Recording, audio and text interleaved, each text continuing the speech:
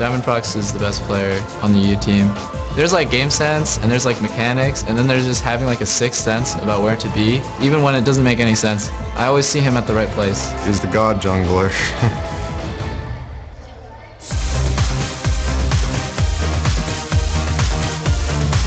Welcome back to the 2013 League of Legends All-Star Weekend, live from Shanghai, China. I am Rivington Bism III, and beside me is Joshua Jat Leesman. We are mere minutes away from our next match in the All-Star Team Tournament, the North American LCS All-Stars versus the European LCS All-Stars. So let's take a look at the starting lineups. Yeah, starting on the blue side, it's the European LCS All-Star Team. Top lane is sOAZ, Diamond in the jungle, Alex each in mid, Yellowpete on AD carry, and of course Edward on support. And we have on the red side, it's the North American LCS All-Stars. Top laner is Dyrus. In the jungle, it's Saintvicious. Mid lane is Scarra. AD carry at Doublelift, and at support, it's Xpecial. So both of these teams are getting ready for the first game in this best-of-3 series. What can we expect from these two squads? So yesterday, NA lost to China pretty badly in Game 1 before almost a big comeback, but then they had a meltdown after having a huge lead in Game 2. And for Europe, they had a good start in their first game, and then it was all downhill from their first game to second. So kind of figuring out how to hold on to those leads and being the top priority for these squads today. Yeah, so Alexsei got shut down pretty hard yesterday for Europe, and that's a big reason why they weren't able to win. He was actually combined 3, 9, and 12 in both of the games that Europe had, so they really have to get him going if they want to be able to win this game. And then for NA, they actually had it pretty much figured out in Game 2 before they had that great collapse. Doublelift performed really strongly in both games. He was 11, 6, and 10. Really the only truly positive score on anyone from North America. His Urgot in particular was totally crazy. So the key for North America actually today is to have more decisive play calling more than anything else. All right, well, the North Americans are hoping that better shot calling and a dominating Doublelift can carry them to a victory. The European LCS All-Stars are confident that their team is stacked with better players at almost every position. We play against North America now. Individually, I think like we can outplay them on a lot of lanes, and not only pick-wise, but also just like performance-wise. We just play at the top of our level. We'll succeed. The only one in top of them, I think, is Doublelift, which can make plays and stuff like that. I don't think the forwarder can really do plays like him. Europe definitely doesn't let up pressure like North America does. I think we just can't let ourselves fall too far behind and just play well off of our bot lane. That's North America's strength right now. We feel like we can iron out all of our mistakes, and I assume they probably feel the same way. Если вы видели Катовицу, то вам не составит труда понять, что все возможно. Before we get into these matches, let's see who you guys think is going to win the series. According to LowlySports.com, 53% think that the European LCS will walk away with the win, and that's really close still. Yeah, I was thinking it was going to be a little higher because there'd be more Europeans awake than North Americans, but that is super close as far as the voting is concerned. And that is really a lot of the read on this game, because we still don't know how much Europe is going to be able to come back from the Korean loss yesterday, and so much of their performance will just depend on the relative strengths of the teams they played against. So until these guys really play each other, since they're all-star teams that we haven't seen before this event, anything's possible. And how much do you think this impacts or what North America has been able to look at online? Seeing yesterday, seeing like we had the lead and everybody said online, you were too complacent and you let the lead fall away. How can they act on that? I think they really just have to play more calmly, I guess, because they had a lot of control in the second game, and then they really just seemed to be in a bit of indecisive / panic mode.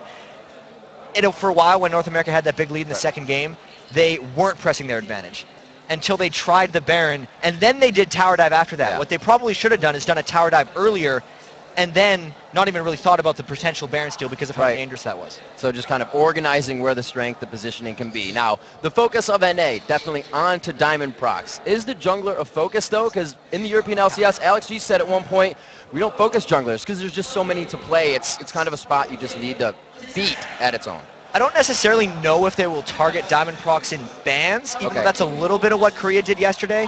But I think as far as the game goes, they have to focus Alex more than Diamond Prox. Because if we look at the game that happened yesterday with Korea, Korea was letting Diamond Prox kind of have his way, but they were focusing Alex and trying to shut him down. And that's really why they came out on top in a lot of different ways. So even though Diamond Prox is very important, the focus should definitely be on Alex each. So this maybe kind of a roundabout difficult question, but how, if Diamond Prox is that strong, if you can't focus him, what's the way around it?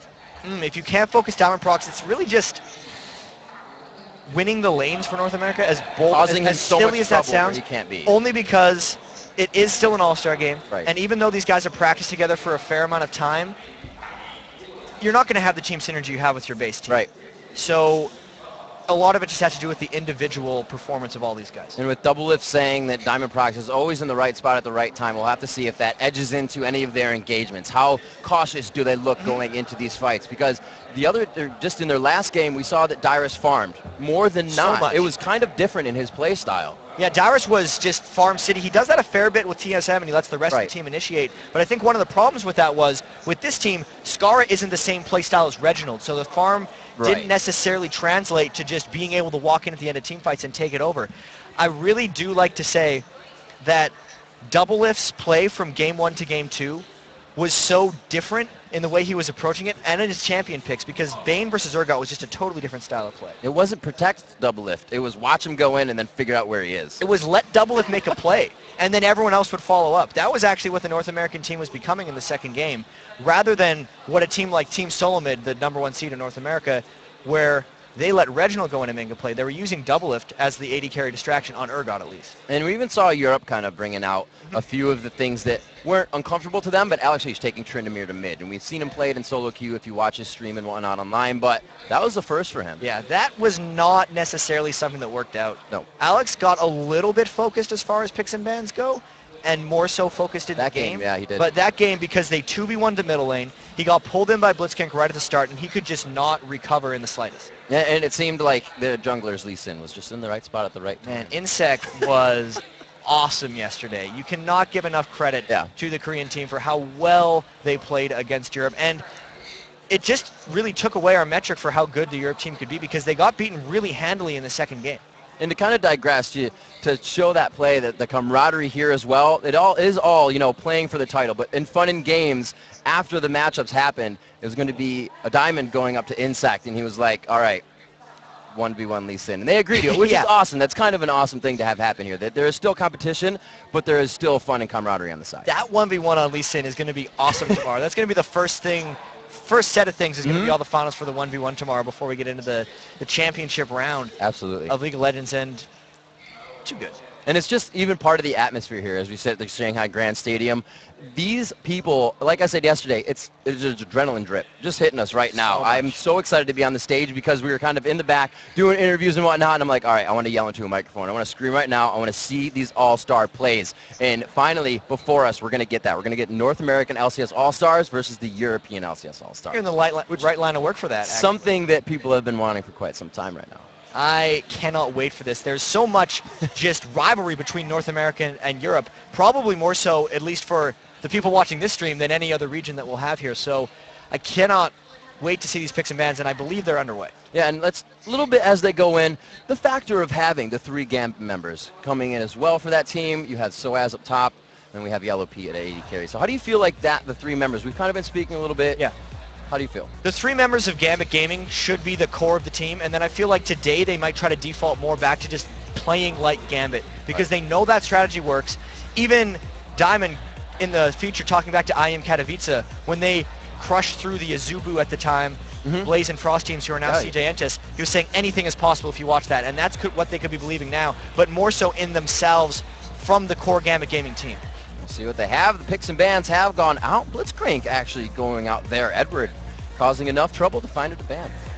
That is very interesting there. The fact that they've banned both of the Hook champions, but North America leaving Twisted Fate open for the first time we've seen this entire tournament, and immediately Alex is going to pop that one in. So locking down the global pressure. It's now up to North America to decide what will they just show in their hand. Could it be an ambiguous pick? Will they choose to get that Sona for Xpecial? That is going to be so telling because they don't have to pick the mid laner yet. No. The Sona is probably the strongest support, and the interesting thing is, Edward plays Sona all the time even though he doesn't like it. It's actually Alex who makes him play Sona because he says it's so powerful.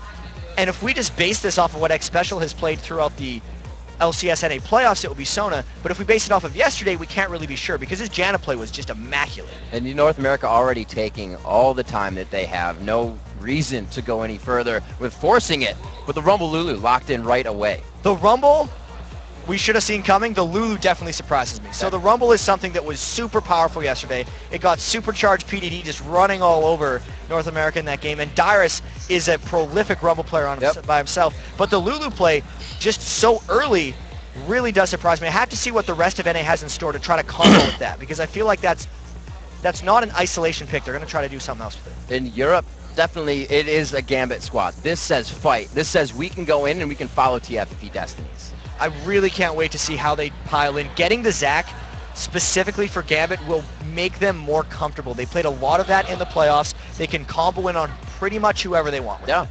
So we'll see coming out on the other side as well. Looks like Saint wants to take Nautilus to the jungle here. Nice. We have global pressure as well from the North American team with Karthus middle. Scarra getting on Karthus should make him that rock that gets to farm. That's what he used to do at the start. He didn't play it much during the LCS season, but now it fits this team composition the most. The thing they have to worry about is how much AP damage they actually have.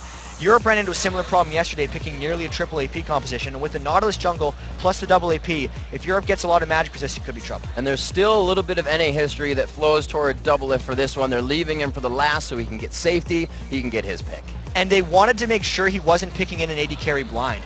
Yesterday when he played the amazing Urgot game that ended up losing, he picked it into a Vayne. So he's he wants to be very sure about what he does now, and since we see the final of the picks by Europe, what's Doublelift going to go for? He does have quite a few choices to lock in for himself. We do see that Misfortune was picked out. Yeah. That Misfortune as well. I believe going with that support Elise right now. That has to be it. You're right. That's got to be Edward playing support Elise. I would say it's a top lane Jace for sOAZ, which is going to be awesome for him. He was actually the first Jace player way back at Gamescon in Season 2 European Can this guy qualifiers. do anything? Yes. I think he knows how to play a few champions by now. And that's what's going to play. See what happens with the Draven pick. If he decides to lock it in, we have not seen Doublelift play Graves in so long, but he will put himself in the middle of a fight. This tells me that North America's really got a team strategy that they're trying to pull off with this one, because Doublelift, if he was playing his own game, he'd say, I'm playing Vayne or Caitlyn, I'm just trying to win the lane. But in this particular case, because they're trying to combo with the Rumble and the Karthus and the huge amount of magic damage, the Graves ultimate and just general area of effect damage is going to try to corral the European team and catch them in team fights. So we're seeing that it was going to be the Jace top, Zac jungle, Zac versus Nautilus. The movement of Zac can pretty much wreak havoc on that. The movement of Zac here, we got a small delay. We have to do a quick remake of this one. So Zac versus Nautilus is actually a bit of a favor early game for Zac, I'd have to say. He can farm the jungle a bit more safely. Yeah. But if Nautilus gets going even the slightest bit, he is one of the safest junglers plus one of the greatest, I don't use this term that much, but snowballers early on. If he hits level 9 really quick, he does so much damage with that shield before it can get broken, and he can really take over a game. We've seen teams kind of forget to do that, break the shield. It was actually, I believe, one of the replays you did recently. I can't remember the game, but it is a huge factor, the little nuances in the game that make the fight go in a team's favor. Yeah, it's so hard to do with Nautilus when you're playing against him. You see this giant man that's chasing you down with an anchor, and you don't think that you have to do like 240 damage to him to cut his damage output down by about 2/3. And that's kind a of dot, too, for the area. So it actually makes it even more important that when North America goes in, that Scarra goes in with Saintvicious. Otherwise, Saintvicious is just going to lose his shield by accident because he's the only one to hit and not be able to pull off damage with his Nautilus. And I am very interested to see between these two teams what we're going to see. Will they decide to let the first few pitches fly and they'll kind of just go for wards and back off, or is there going to be heavy aggression? Not both of these mids, but if Scarra doesn't grab that tier, he's going to want his blue. He's going to want to continuously farm. Like you said, he loves his CS. Based off what we know from Scarra and Karthus play recently, the tier to Catalyst build is just what you do on Karthus. And Twisted Fate isn't necessarily someone who can punish the Karthus super early in lane. So for Alexsei as well, he's going to be able to farm up a fair bit, and there will be that if they don't do 2v1s in mid like we've seen a lot of. So we're just kind of guessing that won't happen. If they get to lane against each other, a lot of it's going to be about racing to level 6 and then seeing who can shovel the lane first so they're able to roam and affect the rest of the map.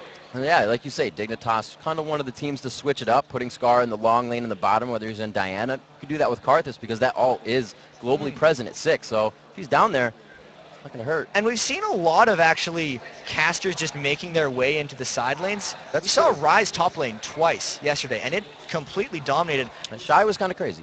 Hotshot GG was one of the first top lane Karthuses, and people were just like, hey man, he did. What are you doing? Is that an accidental pick? No. That was for real. It definitely did not win and did not make it into the All-Star game. But it was kind of the start for at least North America of thinking, what type of champions can we now put in these lanes since we're seeing so many lane swaps? How much does it really matter? Well, how do they decide how that matters? Is it the pressure from the jungler coming out? Because in this tournament, that's what's happening. They're focusing junglers. It kind of changes with tournaments. So much of it is, in my opinion, game specific for what exactly you want to do and who do you try to focus down. When you try to put a Karthus in the side lane, that's just, at least for COG, trying to accumulate extra threat, but without having to pay for it. Because if you're putting the Karthus in the mid lane, that's really the easiest lane in the game to farm in. Mm-hmm. But they wanted to put another mid laner in there that was weaker in a 1v2. So it's just really dependent on your composition, really dependent on exactly what's playing against you. If there was a kill lane against a Karthus, he's just suicide in that bottom lane, which is actually what ended up happening to Hotshot way back in the LCS season. And you know what's really interesting about these? You kind of think like, all right, what's the next point? Which one of these guys isn't that good in a 2v1 or in the swap lane? And you're like, damn, actually they're all stars. So even more super excited to see this match get underway because it is going to be these guys playing at the top of the level, whether Dyrus is in the 2v1 or not. They're the all-stars for this matchup in the region. Yeah, I could not believe that pan shot we just saw either. It's crazy to believe we're absolutely in here. And to get back to that point, both sOAZ and Dyrus were probably arguably the best 1v2 laners in their region. TSM, at least at the start of the season, were the team to do the early tower dives almost every single time. Just stand there and watch you at your turret. It was menacing. And whereas Fnatic was someone who just roamed around everywhere, and sOAZ was off and off on his own, trying to combo with Xpecial to really make plays happen. Both of those guys are very used to having really the whole enemy team just on their back and trying to take on the world. So against each other, they both should be very ready for this. You know what's interesting is we saw the top laner video just a little bit ago, and it's completely different for everyone. If you know you're one top laner that can carry you through, that's what you can do in fight. If you're Stanley, you know, Dyrus, you just do good in your lane, and then you'll be all right for the late game kind of thing. I thought the biggest difference in that video was when Dyrus talked to when Shy spoke. Because Dyrus said, if you fall behind in a lot of top lanes, sometimes you're just done. Yeah. Whereas Shy said, which is a lot, it's true, because you can see the way Dyrus is coming from. We're saying, if you're against an equally skilled opponent and they see you're behind, they're going to punish you. Exactly. But then what Shy said is, you have to keep a mindset perfect even if you start falling behind, because even though you want to credit your opponents, you can never give them the game. You can't just say, okay, I lost my lane, I'm going to be able to get it go through. I think, and since Dyrus looks up to these guys a lot of times and measures himself against that, even though it probably didn't come across in that video, that is somewhat how he plays. And we've heard quite a few of these guys give credit to each other from the positions, from learning where they came from. We'll have to see as we get this match underway. Our first best of 3 here on day 2. The EU LCS All-Stars versus the North American LCS All-Stars. Scarra got some successful scouting down into that bottom lane brush, making sure Yellowpete couldn't make it in there. He strutted his way into that brush really quickly to actually give Europe a little bit of a positional advantage level 1.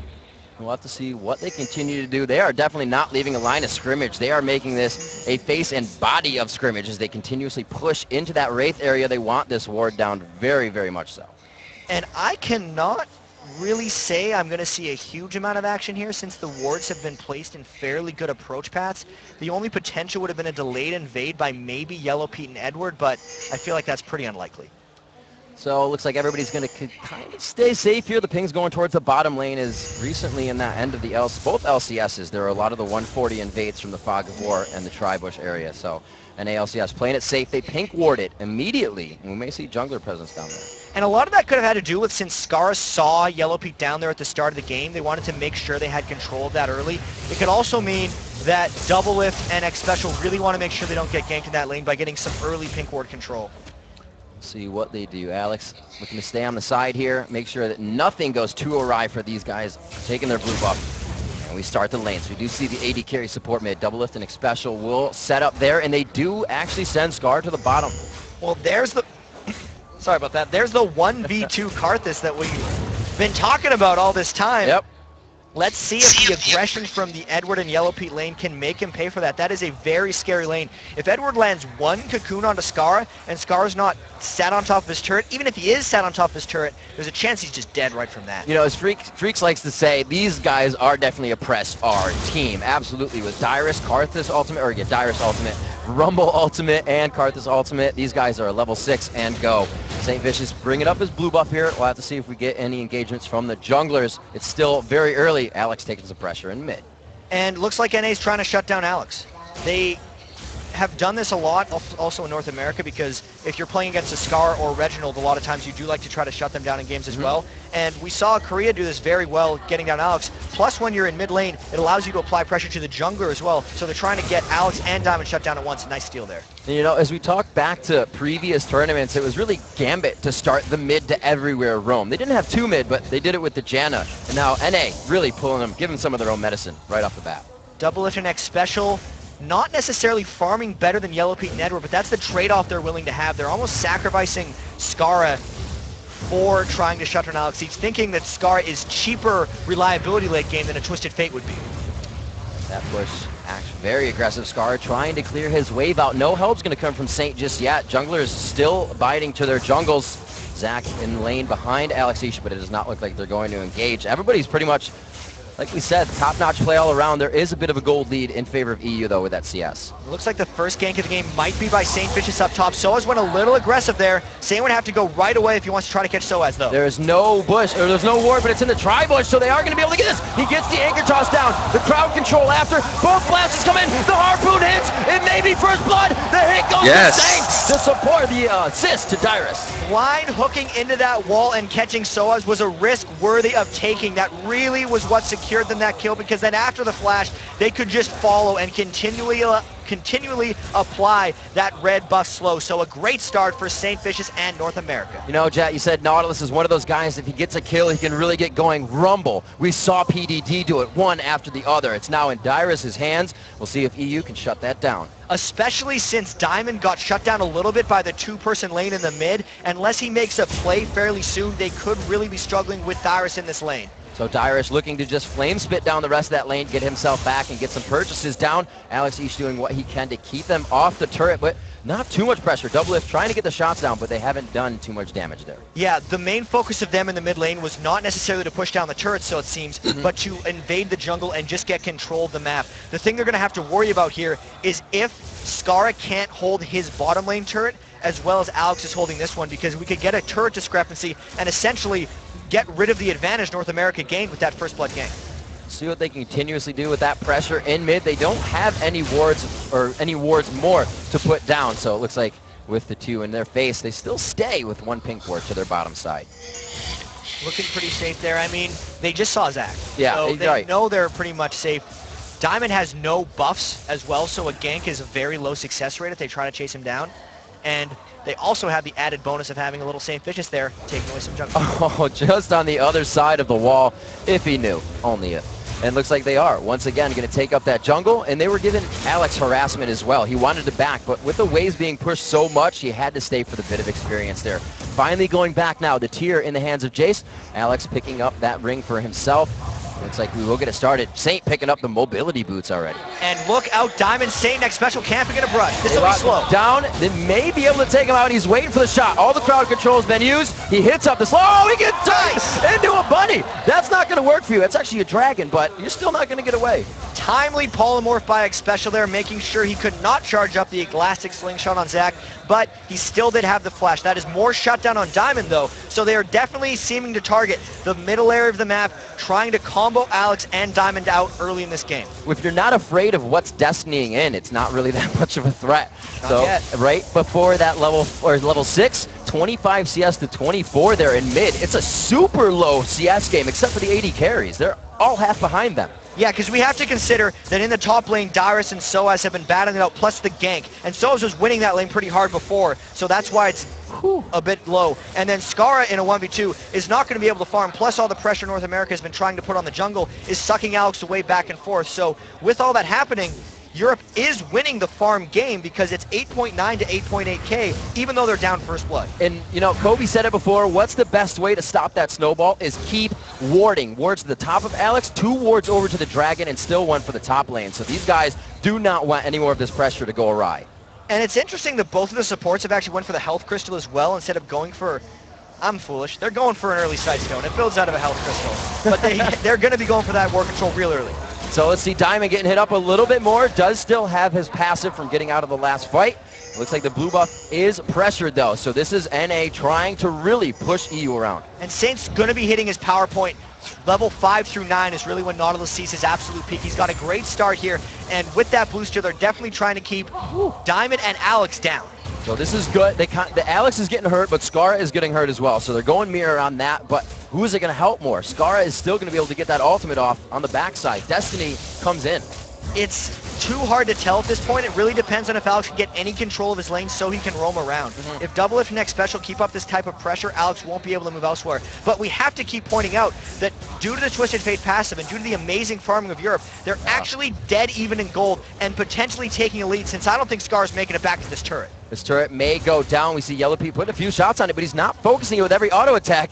It's kind of just backed off here. They may want to, yeah, they are going to get it. They are definitely making sure to secure this turret, but they wanted the turret to kill as many minions as possible safely without them losing it, because they want to deny Scarra as much farm as possible. So Saint did get that previous blue buff we saw. This one goes to Scarra, a level 6 on Karthus, and we're seeing a lot of level 6s around as well. Alex Ish now 7. The buy is coming in as we check out some inventories here. 9 minutes into the game. BS swords for the AD carries. Not too much around. Tiers getting stacked, just normal buys, no core items. Yeah, and I wonder if the AD carries are going to be fighting each other real soon, because they obviously both went for pretty high combat ability. Doublelift, I believe, shopped earlier than Yellowpete here, so he's actually sitting on 800 gold, whereas Yellowpete's sitting on pretty much nothing. Since North America got almost no damage early on that mid turret, this could end up hurting them, because as far as actual turret pressure, they're very low. See if they decide to play the Saint again, putting pressure towards the top lane. We have seen the AD carry support now move mid for Europe. We'll see a little bit of that pressure if they can hold it off. And I think Saintvicious is trying to get this other kill on sOAZ. He's level 6 now. Very difficult for sOAZ to escape. Oh, he dodges one, gets the depth charge on him. That's the crowd control after. They're going to follow up. Now it's Dyrus' kill coming in this time. And North America does have to get out of there because, okay, Gamma Gaming was thinking of coming up, but they decided to deny. Another timely gank by Saintvicious, walking up at just the right time, using those early kills to get the boosted mobility and trying to take the game over at this point. He's got to go in a lot more places, though, to get this one going, since he hasn't actually shut down the farm, aside from the 2 successful ganks. And Jat, this is quite reminiscent of North America versus the China LPL squad. Very well played in the beginning, as we see Edward getting caught up here, surrounded by 2 members of the NALCS squad, but it looks like Yellowpete's able to thwart them off. And as I was saying, NA can't afford to get complacent after this lead. No, but Saintvicious is definitely stronger than the majority of the European team right now, just based off the power spike Nautilus has at level 7. He's got to make something count here, because in the game against China, when he got off to that amazing start on Volibear, I think he had 4 to 6 kills. They could not hold it through to the end because he was the sole person in a lot of those fights, and he was just getting focused down and killed. But the same problem might happen this time if Scarra doesn't get farmed up enough to go in with him, because then all of his farm on Nautilus is going to be for naught. Didn't mean to do that, because he just can't make it. He will lose his shield and not do damage. We'll have to see what they decide to pressure. It's now 11 minutes into the game. There's still Dragon Wards going down, but we haven't really seen the dance. There's just been too much movement and too much chaos caused by the North American LCS team. Europe acting on both. Like I said, they're continuously warding. Zach Diamond picking up that Golem Spirit, sticking with Saint, even though a kill and assist behind. I really want to see how the Saintvicious game develops, since he's going for what looks like the same item that Diamond has just completed. That means no auras for the most part early on, and they're probably not worried about it yet because Alex, each magic damage that you want the Aegis aura for just isn't made it there yet, since they're keeping him down so well. A little bit of help to Alex here in mid, and finally it looks like they will get some pressure on the Dragon. sOAZ has come down from the top lane, but still the pink wards in a lot here on the Dragon for NA. And Dragon fights at this stage of the game against Rumble are very dangerous. Europe will have to play this carefully and maybe get the Dragon on early or catch the fight before they can get cut off by an equalizer. The placement of Dyrus' equalizer, if this fight happens, is going to be so incredibly key. And this just looks like one of those fights the All-Stars have been talking about. Everybody's there, nobody has to say anything, and the engagement happens. Diamond goes in with less bounce, with a Zac attack is pushed away. The anchor toss onto sOAZ. They lock him down. The the equalizer is right in the middle. Scarra is trying to defile everything in his path. Still has the ultimate to utilize at the end of the fight. And Yellowpete is taking tags from the Skittles. It's like Requiem coming down. Diamond is going to get hit up into the blobs. Can Edward help him out? It's Alex on the backside. He's exhausted and he goes down. Saint picks up another kill. Eyes onto the blobs, and it looks like Diamond will not make it out alive. So that is 4 kills for North America in that Dragon fight. We knew how dangerous it was to fight a Dragon against Rumble Karthus at this stage of the game. What an amazing team fight victory for North America. But after this Riv, They're only up 1,000 gold, despite how dominating they seem to be winning. It's been a great game for a lot of the EU members in CS-wise. Like we said, it's a low game in CS, but you mentioned the TF passive, keeping them in. They got that turret in the bottom lane, helping with the global gold. With such an engagement like that, it's crazy to think the gold is still this close. 6-1 as well in kills as we crest 13 minutes. And our first dragon didn't even really fall. Did it go down? Yeah, it didn't even go down. So that means they could just go back and have that fight all over again. You've got to question how willing Fnatic would be to go into that again, because North America is going to be high on confidence.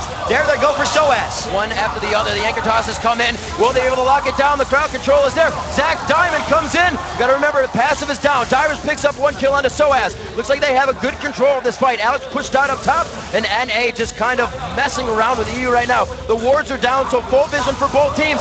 Saint hits another anchor toss. They polymorph him. The last hit from Skittle of Scarra, and it looks like the dragon may finally be theirs. And you talked about North America having that press R composition. They did not even have their ultimates for that fight, and they won that in a skirmish battle. Normally, Jace and Elise, since they are both form swappers and do not have true ultimates, thrive in skirmish situations. So the fact that they lost that second fight so badly is not a good sign for the rest of the game. North America is on the fast lane right now. 14 minutes in, 8-1. But Europe, with that fight squad, they could still come back. It's very much what Gambit Gaming is well known for. sOAZ as well, being a fighter on this team. And then they called it the supercharged Gambit, and we'll have to see what they can do. It's still very early. And as far as being a supercharged Gambit, I think this is the point where the European team needs to actually channel a bit of Fnatic and start scattering and confusing the North American team while avoiding team fights. That's what sOAZ and Xpecial did so well during the season. Oftentimes when Xpecial was on Twisted Fate, they can't take team fights. They have shown twice now that they will lose those team fights, so they need to find skirmishes, they need to pressure the map, and they need to take the right fights that don't have everyone involved. Still a super low minion kill score game, and nobody really finishing a huge core item yet but the junglers. The AD carries, like I said, they were farming their faces off. Do finally have their bloodthirsters. Doublelift with the boots as well, already going for attack speed. And in that super low farm game, you can see Doublelift is the only one who's farming, and he is on an amazing clip. 150 pretty much. Yeah. 15 minutes into the game on Graves. He's the one channeling the farm. He was the probably top performer along with Xpecial for North America yesterday, and they seem to be doing it yet again against a fearsome European squad. 600 gold up on his adversary here in this matchup, as well as 1-0-3 to a 0-2-1. Looking very good for North America here in the middle crest of the game, or 15 minutes we should say, not the mid yet. But it is a small gold lead. We see what Europe can do in these big fights. Diamond is on the wing. Saint could have gone into a bad time. There's the Destiny coming in. The yellow card just in range, and it looks like they will be able to get a bit of damage down, but they may be able to walk out of this one. We talked about how tanky Nautilus can get. Will they finalize it? And they do. EU, LA, LCS All-Stars find themselves the kills they need. Really good job of finding a fight where they had the numbers advantage and just capitalizing on it for North America. That was really, imagine Alexsei being Xpecial there. He comboed with sOAZ and they made a play. That is what Europe will need to continue to do while Yellowpete farms up slowly. Watch for Alex and sOAZ to try to team up and take fights against lesser people. Really one of the best kills they could have had as well. A shutdown onto Saintvicious. The gold still hopping into NA's favor. However, we'll still have to see and watch how that flows. Yellowpete trying to hold off Scarra in the bottom lane. Alex still just trying to clear these minions out in mid, so they do have the chance to leave lane and pressure other things. And Scarra is finally starting to catch up as well as Alex. The laning phase was a little bit dissolved because we've had dragon fights. The turrets still haven't went down, but you can just see by the flow of farming, it's much easier for the guys. They're no longer trapped into 2v1 lanes. Scarra is obviously going for that tier to Roa to Seraph's Embrace build on Karthus, and we actually did see way back in one of those team fights more of the North American plan with that early Lulu pick. They're actually wanting to Lulu wall either Scarra so they can keep him in range for his defile and people can't run away, or obviously just Saintvicious if he's the first one in, but that'll be a very good synergy, and it means that Scarra needs to continue to focus his farm. Otherwise, it's no good keeping someone around Karthus if he's not doing damage. Doublelift taking a walk down the river. Looks like the AD carries are going to face off against each other. And we kind of see both teams saying, we're strong, or they consider each other strong, because the wards, they're not going deep anymore. They're just on the entrance. They want to know if they're in or out, and they just want to play it safe for now. And that seems like the thing they need to do until they can bide their time to find the right fights. We know how the dragon fights already went in this game. A few more wards being placed down. Still nothing deep, as we said, but it's not going to be deep. The turrets haven't been taken down yet. It's all about the roaming and stopping people from really getting to a late game phase. They've tried to do it on Alex in mid. He's gone straight for the Lich Bane on Twisted Fate. That's quite an interesting choice. I wonder if he's went with any AP. He's already got 140 AP just with the Lich Bane and a couple Thorns rings, so definitely trying to proc that, maybe extra turret pushing, because they realize that North America doesn't have really any focus on trying to get that going to this stage in the game, and if Europe can catch up by map pressure and turrets, then they're going to take that if it avoids fighting. Is this just a sixth sense by Dyrus? I don't think he warded that front bush. No, he did. He does have a ward right under the coin of Jace. So looks like Dyrus playing it safe in the top lane. This gives Saint all the time to roam. They have 2 on the bottom lane, and they may try to dive this. This could very well be a dive. That is 4 people. TF actually getting top at the same time. Oh, Dyrus is going to go down, so they have to actuate on this in the bottom lane. It looks like it's going to be Yellowpete. Scarra is actually on the backside, too. He could actually wall in Edward. No, Edward jumps the wall, tries to get back out of this one. Saves himself, but they lose Yellowpete and Dyrus. 1 for 1 pretty much, except that was a shutdown on a Dyrus while Yellowpete had already died 2 times previously. So that is a good move by Europe. Once again, they avoided the big fight and got the skirmish that is more in their favor. You know, Jack, you said it. There's the Lich Bane buy. Probably the turret pushing. They finally take down the top one after it was straight focus with Destiny on that core buy. So smart choices and smart play coming up from Europe while they're behind. But we can't take the credit away from North America, who's 9-3, still up about 2,000 gold, and the dragon a minute away could either give them a dragon because they're so strong in team fights, or just take them into the stratosphere as far as gold lead goes if they can get another ace. Miramon is being charged up here for Jace. We also have the tier being charged up on the side of Scarra, going for that Saracen Brace in the end game. So he's stacking 2 as they come into the 20-minute mark. And those guys are getting real close to the transform. So sOAZ is at 704 of the 750 for that Sarah. So even though he's 0-4, he's going to be a really big threat, potentially by the time this next dragon fight happens. Scarra, likewise, was at 670, so he's pretty close, but he hasn't been able to buy the item yet for the transform. So it's going to be pretty key, actually, since those items do have a very large spike once they get it. Now, with the choice in purchases here for the AD carries, the dragon about to be attempted here, but it doesn't look like there's a contest on this one to see what happens. They should be able to get it. Saint has smite up, and he's been doing quite well. Yeah, he got the one. He missed the other one. Yeah. But Saintvicious in general has actually had very good starts to a lot of these games. It's about finishing the games that he's actually struggled with in some of these cases. But they're going in for a fight after the dragon. This could be big. 1, 2, 3. Diamond's passive is going to be back up from the last engagement. They get a death charge all the way to Edward and Alexsei. The crowd control is just too much, as well as the area of effect. Look how big Saint is going into this fight. Edward's going to be forced to turn around. He tries to get an execute down, but it's not going to work, and they take 2 for nothing. And this could be big if they continue the push. How is North America going to capitalize? They have lost creeps. sOAZ is still able to poke them down. Is this just going to be another fight for North America where they get kills but can't take an objective?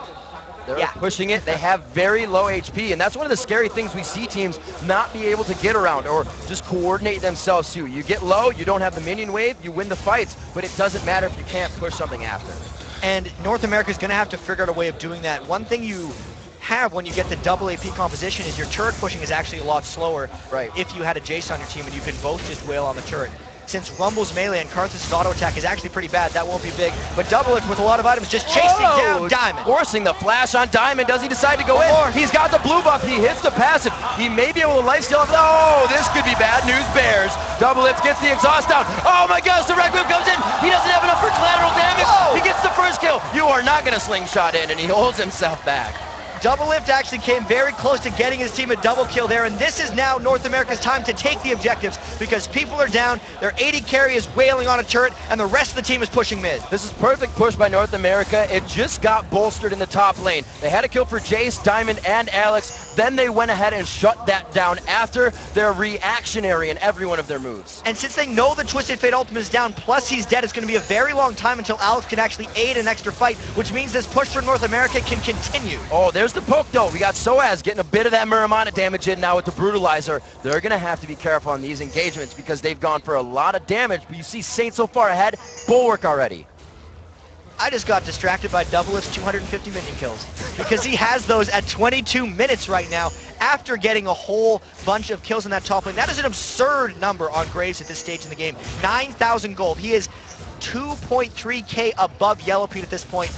He has just picked up a Phantom Dancer and a pickaxe, very well on his way to Last Whisper. So North America's one weakness of this team comp was the fact that Doublelift was their only AD damage, but he is farming so much and they're giving so much farm to him, they're trying to bypass that. And you see that Yellowpete is actually still the way Misfortune is played, but really building utility, not going for the attack speed, going straight Last Whisper after that Bloodthirster. And that's actually not that uncommon of a build Right. for Misfortune, so he's doing the best with the gold that he has. The Black Cleaver might actually be the next item he wants, unless he decided to go for a Phantom Dancer if he's really worried about individuals diving him, but that's not the case with this double AP team. And we got a 23-minute Baron going on here. It is going to be Diamond just waiting in the wing. And North America messed up their last game by going for this and getting it stolen, but there it is while the split push happens. They had enough wards. They've been controlling the game. Alex, like you said, the Lichbane trying to push down the turret still. They are focusing on pressing advantages while losing a few as well. And if they get that turret, it's still going to be 3 turrets to 3 for Europe, but they seem to have lost all hope of winning team fights. And as soon as Doublelift starts chasing down and beating up sOAZ plus Alexsei, it will be trouble for the rest of Europe. They need to wait as long as possible as actually Alex TPs to safety. North America has to reset a little bit. See a Diamond trying to give an advantage to the team, seeing if there's a blue buff there, anything they can get to edge themselves forward here. They're doing it and keeping it in mind. We heard these guys, a lot of the players, you keep a good mindset, it's going to be all right. 24 minutes in, 12-3. It is looking grim, but we know Europe can pull through in these fights in the late game. And North America hasn't actually shopped since the Baron buff. They're sitting on about 7,500 gold right now, so that big gold lead hasn't been shopped on yet. Their advantages are purely in experience and with the Baron buff right now, unless North America decides to shop. But they're very confident in their position right now, and they look to be pushing with this Baron straight after taking the buff. The wards going down for both sides. Oracles are there as well, so European LCS All-Stars trying to give themselves a bit of a defensive wall here with the pressure that North America's bringing. They're not even split pushing these lanes. It's brute force tactic. And it seems like the right call to not have went back immediately. They're going to have to go back now because of that huge creep wave accumulating in the top lane. I actually feel like if Doublelift gets that, he's going to hit close to 300 minion kills by 25 minutes, and that's probably exactly where he's running off to right now, as fast as possible, taking Race on the way. He's going for some kind of Graves record here. He is going to stick in the jungle, not going back for his buys. Scarra had 2 grand on him, and he is still out on the Rift as well. So you've heard, Serves and Brace coming in. He gets himself an elixir as well on the backside. These guys are just saying, we're going to fight again when we get out of the Rift. And they realize they have a really big power play right now. They have 2 minutes left on the Baron buff. They have 1 turret left in the mid lane before they can get to the inhibitor, and a couple exposed turrets on the outside. This whole game, North America has had a little bit lacking turret pressure, but now with this huge accumulated advantage, they might be able to sweep through and take a whole bunch in one push. Look down here, 25 minutes in. Dyrus building up the Rylas right away. The Leandries might finish next, but he also has the chance to go into the Zanyas. It's really just a chunk of change flowing into their pocket. Could decide a buy at the end of the fight. And at this point, I think the Rylas is the right choice for Dyrus just because of the way they're chasing it after team fights. No one is focusing Dyrus in these fights, so he doesn't need to be able to have that clutch save that is on his Hourglass to be able to offer. And it's just going to allow more people to get stuck in that equalizer and more people to follow up. It's scary. You put Dyrus in a fight, and it's almost like, where's the chase? Look at Alex. It's like Scarra just on the backside. He misses that. Doesn't have the crowd control to stop him from Destiny, but Destiny is up, and he gets himself out of that one. Woo. Oh, dear. Oh, my gosh. That was over 400 to 500 damage. Well, you have a global, so do I. Welcome back. I have the Requiem. That was a huge burst of damage that North America pulled down, and Alex thought he had escaped while burning some ultimates, but now he has just cost them a 30-second death timer and a very powerful push in the bottom lane. Scarra knew that was going to happen, didn't even pop the blue for it. These guys are playing so mentally and physically well in this game. It's like they're playing inside the minds of what is the EU LCS team going to do, not what are we going to do. And keep in mind here, the last place team in this tournament, which will be the loser of this game, will not get a bye in the World Finals here. So these games really matter for these two teams since they want a better chance for the top-seeded team to make it through. See what they can do, pressuring the first inhibitor turret of the game. North America chooses to go in. There's Diamond going in with the Zac attack. That is a huge shred from Bullet Time, but it's Saint wanting to go back in. The HPs are low for both teams. Saint takes a turret shot and goes down first. It's going to be all onto Dyrus. And then they're still going into the fight. Xpecial gets hit up with a shock blast right through the gate. And a double kill coming in for sOAZ. And I gotta say, North America just was not cohesive in that push. Scarra got caught out a little bit at the start, and then instead of either all going in or all going out, they got caught in that murky midway and just got punished by the persistent poke from sOAZ and Alex. Plus they took a lot of damage from Yellowpete's bullet time before any of that started. That was not a good fight for them. And at 27 minutes, you usually do not see the 1v1 for an 80 carry at Dragon, but they have the capacity to do so. The map control, it's going to be 5-3 in turrets, 45,000 to 37,000, and 13 to 6. Now, this is very reminiscent of what they did versus the Chinese LPL squad. We'll see if they can carry this through. Yeah, they hopefully aren't having flashbacks for their sake, and it's got to be a matter of mental fortitude for these guys because they can't collapse again. They played this game ridiculously solid, and the pressure is on here because even with that Baron buff, they were unable to crack the inhibitor wall that Europe LCS has been able to put up here. So maybe they're going to wait for the next Baron. Maybe they're just going to hope until they get a big team fight, but they got to be a little bit wary after what happened yesterday. And these walls are becoming individual players right now. You already have Doublelift building up into a Giant's belt, factoring out that his damage is far surpassing already, and he can do that kind of plateau in safety to still fight. Doublelift did this yesterday in his first game. He actually went Phantom Dancer, I believe. It was either Phantom Dancer Bloodthirst or Phantom Dancer Infinity, straight into like a Frozen Mallet. Yeah, the Frozen Mallet. So he actually needs to be careful he doesn't transition to defense too soon because we know that North America is lacking in attack damage, and since he's went for the defense early here, there will be a point where North America will be lacking in attack damage since they have essentially a triple AP team across the rest of their lineup. 2-0-7 Doublelift. You see how much damage these guys do to the turrets, and it's really not able to be answered just yet by the European LCS All-Stars. They have the items to engage that fight. We saw how much damage North America took at that turret engagement. The Black Cleaver, the Last Whisper, is there to shred everything North America's bringing to the table. So the Europeans are putting everything in their pocket they need for these engagements. And North America is putting all the pennies in Doublelift too, because 336 minion kills. You have to keep in mind, it's not because Scarra and Dyrus haven't been farming well, it's because they're giving the farm to Doublelift. Anytime they're pushed up in a lane and a wave comes through, they give all 6 to Doublelift. That's why he's got 12.8 thousand gold right now and 2,200 in the bank. He's going to have to really perform in these team fights since they've given him so many resources throughout the game. He is basically 3,000 gold ahead of everybody in the game right now. Finishing the Frozen Mallet like it was on sale. 30 minutes into this one, it is looking like a game one for North America, but it is not yet over. We know Europe can hold this one out, and we know they know how to guard that base. And Alex has taken down a couple chip shots to that bottom lane. Only one turret between him and the inhibitor while North America tries to poke around this Baron.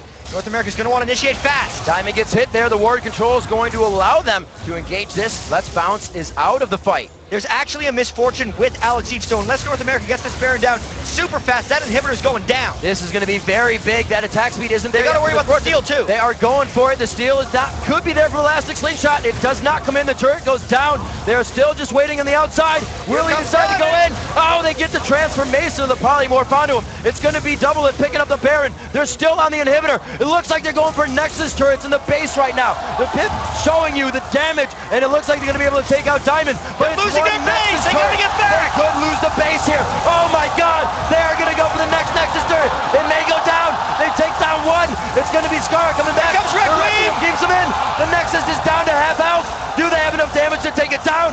Oh my gosh! They get back just in time to save it. The Lich Bane is such a huge factor in this game right now. Wow, Riv, is all I can say after that one. They barely made it back in time, but that is a huge detriment to North America. What a power play by Europe, forcing them into that decision. And North America almost with another throw at Baron like we saw against the Chinese team. They may not be able to come back from that because that back door is consistently open. They cannot rebuild that in any way. Even if the inhibitor respawns, that's not for another 5 minutes. North America might want to try to end this right now before they can even think about Alexsei stealing it again, but they can't. They have to be so incredibly cautious with how they push, or just go immediately. There they are. They're on to Edward. They may be able to take him down here. Edward goes up, but he's only got dropped straight down. He goes down from Xpecial. That is one for them, and the inhibitor is going to be there. And this is a 4-man push. They're actually keeping Scarra back, but they have so much power in these 4 people. Doublelift with those 351 minion kills, plus the Baron buff. They want to end it, probably on this push. Let's bounces back up for Diamond. He goes in. Doublelift very low. Just gets himself out. Oh, he cleanses. There's the TF. The cleanse was too early. Can they turn this one around? Alex finally has the Zonias. Is it going to matter? Doublelift still alive. He goes down to the Ignite burn from, it's going to be Alexsei. They continue the fight on. It looks grim here for Yellowpete. The team is backing off. sOAZ very low health as they get out of this one. The focus by Europe was actually really correct in that fight. The fact that they took down Doublelift means this push cannot end the game for North America. They were able to trade an inhibitor back, but they did not get any Nexus turrets, and that was a successful hold for Europe. You know, Chat, amazing play here from the EU LCS to bring back the bottom inhibitor turret to Nexus turrets. The Lich Bane was always the right buy for Alex. Like you said, he was shut down in middle. He wasn't there for fights after he got hit up that bad. He was there to make that play. They pushed that turret so incredibly fast, and they turned themselves into a split push team right after they realized they couldn't win team fights early on at the Dragon fight, and they have really clawed their way back specifically off that play. Looks like Yellowpete taking a little love from the Gambit Gaming side, buys himself up the Guardian Angels. He's feeling safe. He wants that second life. So now they have 2 passives, or 2 lives, I should say, the Zac passive coming in and the Yellowpete. That's going to control focus a little bit. Now that the Zonias is there, we saw that cause trouble for NA right there. And it's all a matter of Europe avoiding North America as a unit. If EU actually faces NA in a full-on 5v5 fight, they probably lose the game. So I don't think we're going to see that in any capacity. It's all about Alex keeping pressure towards the bottom lane where he has that exposed inhibitor and no turrets defending the Nexus. And it's so tricky for North America to keep their own side of the map warded and make sure that TF can't pull anything tricky, because with that Lich Bane, that Nexus will go down so fast. A little bit of a lull. We're going to take this for granted here. Yeah. 34 minutes in. Going to be a dragon coming in for the Europeans when this is Doublelift's 1v1 dragon. That's how much pressure they had. Doublelift was there by himself. It's now Europe's, and so is that side of the map. They have it back. They are starting to regain so much control, and they have, like you said, 8,000 gold down, a backdoor to always go into. Not very common. Such a miraculous play to make that happen, and it's completely hamstrung where North America is able to go here. Now we see Doublelift, who's nearing 400 minion kills already at 34 minutes, off in a side lane. So if Europe actually got a fight here, North America wouldn't have all their damage, and EU might go in. They're trying to hit it up a few times. Dyrus trying to get some tags down. They are just going tit for tat here. You see Alexsei going to the top side. Will he decide to go for this? Chat, could be. There were so many wards in that side of the jungle for North America that as soon as they saw Alex creeping forward, they went in. And the fact that there was Graves in the bottom lane, while Europe could have had a 5v4 fight and they didn't take it, tells me their focus is about backdooring. But Saint might catch Alex! He locks him down. Oh my gosh, they are going to use absolutely everything. He gets hit up the depth charge. The bullet time goes right across, but is it enough? EU LCS trying to get the damage down here. Edwards on the backside. Yellowpete is in the front right now, getting all the damage down. Guardian Angels goes down. Scarra is still actually alive on this one. The Seraph's Embrace keeping him healthy, and it looks like they're going to be able to push through on that one. But look at sOAZ. sOAZ is going for the Nexus. He did not die to the Carthusol. Can NA get back in time? Does he have the damage? And Ramon is there. There's the W. He's trying to get the shots out. Oh, they're going to come back. He's going to go down to minions. There's Dyrus picking up the kill as well. It's so close to these football teams. And now Doublelift, while he was split pushing, did not come to the team fight. His rally flag in the bottom lane was correct this time, and maybe he can get the Nexus turrets. Deja vu Doublelift. We've seen it before. He's not against the Rise this time, but it looks like he's going to keep safe for this moment. Edward just in his face. He knows he can orb walk this one. Oh my gosh! Missing the repel burst on collateral damage. A little of it ticking on, but it looks like they're going to be able to finalize that kill, and he's going to have himself a turret and maybe a death here. Alexsei spawns right now. There's 10 seconds left on Diamond and 7 on Yellowpete, but all of North America is here. Sans Scarra, they might go for the win here. Locking up Alex there. It's going to be Doublelift only focusing on the Nexus turret, and the Nexus, North America getting backdoored, but they go right through the front door, and they bring it back to the European LCS All-Stars to go to a game 2. That was such an incredible game. You can see the stress actually on the North American faces after that one, because boy, did they ever have that game in hand. And you can just hear the chatter in this arena as everyone has to talk after that game. You know what, chat?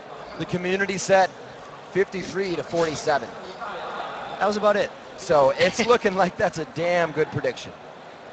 That game was just really back and forth just because of the amazing plays that Europe pulled out near the end.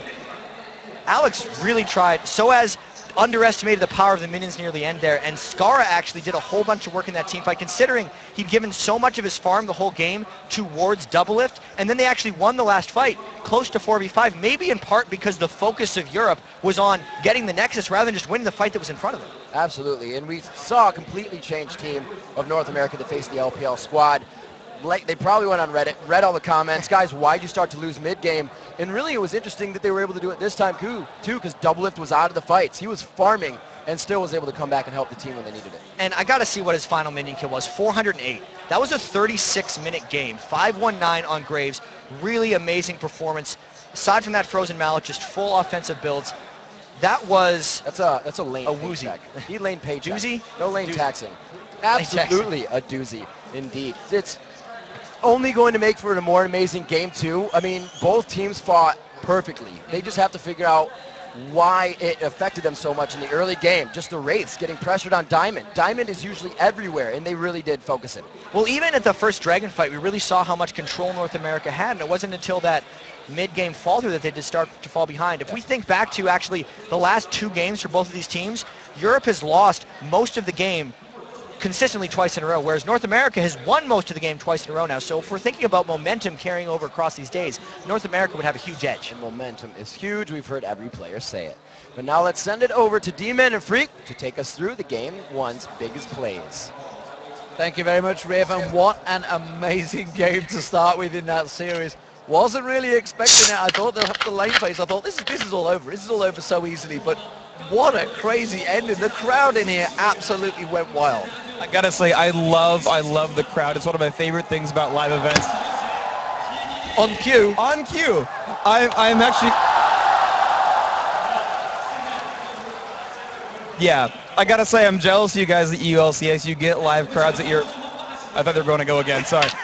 And events like this are absolutely amazing. You guys, if you're hearing this and you could have come and you didn't, you're missing out, because this is one of my favorite events. The crowd is absolutely amazing. Absolutely fantastic game, and you know, everybody loved that game, and it was interesting to see, because as soon as the picks and bans came out, I was like, oh my god, they've just given sOAZ Jace, and they've given Alex Twisted Fate, and they've given Europe this, and I was thinking, how is this ever going to go with their favor? But Saintvicious had other plans. He was the guy who stepped up so much. I mean, he was the really undisputed jungler pick. A couple of the lanes were, well, it might have gone to Voy or Dyrus, it might have gone one way or the other, but it was like, we're definitely going with Saint. And he was actually making the calls during that game. He was the one really calling the shots, making everything happen, finding the ganks, and I mean, he caused so much of that game to go well for North America. I can only imagine what you guys at home are probably thinking after watching that game. I'm sure the Europeans, well, it's 8:53 in London right now, so you guys having an early morning, you'll be sat there thinking, oh my god, we're 1-0 down. Wow.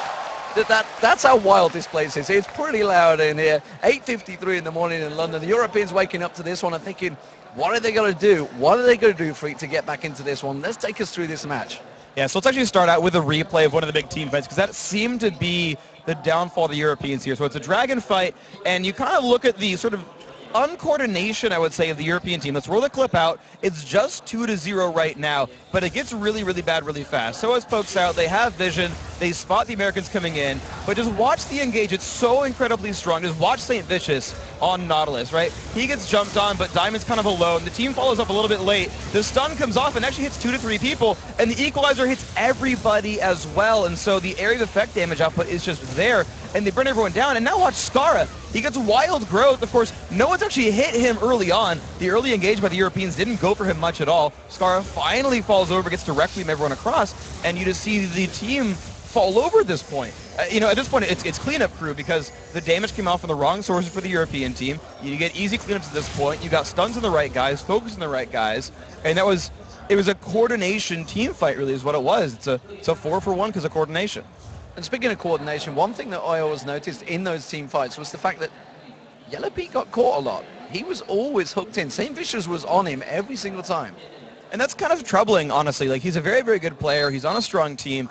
But as far as individual all-star stepping up goes, he's had, I think, the hardest time accelerating himself to this world stage where everyone is ludicrously good. So what do we see? What are we thinking for this next match? Sort of pick some bands. What do you think they need to aim for, Europe in particular, to get themselves back in this and maybe take it to a third game? I think they got to find that early game lead. If I had to sort of peg each team into roles, I think European has it on individual skill by a bit. I think they're like person-by-person players are a little bit stronger, but the Americans have coordination down much better. Their team fighting is stronger. You saw them nearly take out the Chinese LPL team with a clever strategy. They just couldn't quite close it out. And so for Europe, it's like, go give Diamond Evelyn again. Go give him the early game champions to snowball lanes ahead, right? Take that role away from Saintvicious, and then your just farm advantage can carry it from there. I think Europe, start out strong, go for the early game, and you're clean. And what about North America? Obviously, we heard from Steve earlier, the manager of North America, how he talked them through the Chinese match and broke it down really exactly what they need to do. They seem to have a really good game plan coming into this tournament. I think they just prepared more for the event. And they said, yeah, we really only prepared for the Chinese team and we'll take the rest by ear. But even this match looked pretty good. They seemed to be on point, right? They played the give Doublelift for the farm game and he ran out and soloed lanes the entire time. And so it's either find a way to kill off Doublelift to remove the threats, again, for the European side, or the Americans are like, great, we'll just keep playing our sort of default, we all know what we're doing style. What do you make of the lane changes that they did? Obviously, Doublelift, it seemed to work very well for them. They really stacked on Alex in that mid lane. And obviously, Scarra, he's so used to doing that roll down that bottom lane with Karthus. It's the old adage. It's if you're going to gank or pressure a lane, gank the lane with the global, right? Gank the Shen, gank the Twisted Fate. Don't gank the guy who's going to get Shen ulted because then you didn't do anything and you lost that fight. It's pressure that guy, get him down because then you can't help, right? And he's helpless to do anything. And Alex never had enough ability power to wave clear, right? Never had a lot of ability power to stack up from his Lich Bane. Wasn't a big split push threat. You saw Doublelift basically duel in from half health underneath one of Alex's own turrets. That's what happens when you 2v1 a mid laner like that. Absolutely. So up next, of course, it is the second battle between North America and Europe. Do not go anywhere. You certainly don't want to miss it. If North American LCS team can take the next game, they'll be advancing through the semi-final round of the All-Star Tournament and earn their last bye for the Season 3 World Playoffs. And of course, that would be against Korean LCL team. So either one of these teams that get through, it's a tough challenge for them. But stick around. The 2013 League of Legends All-Star Weekend. We'll be right back after this.